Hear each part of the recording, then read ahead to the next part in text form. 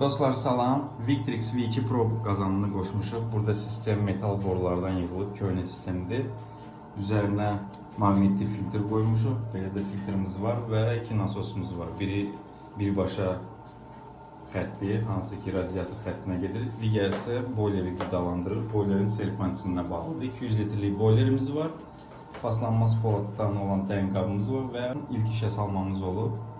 Artıq qazan 52 dərəcəni yığdı. İstədiyimiz temperatur isə 60 dərəcədir.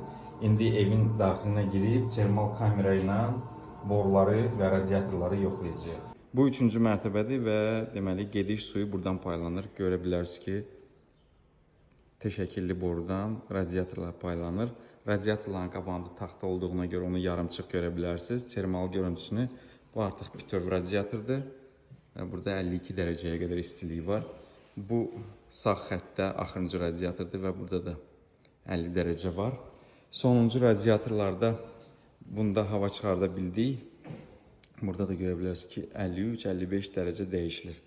Bu lap axırıncı radiatordur və bunda hava var. Ona görə də yarımçıq qızır. Bu ikinci mərtəbə ən axırıncı nöqtələrdən biri. Burada da radiator pərdənin arxasındadır. Amma istilik axınını artıq görə bilirik. Tam istidir. Burada istidir.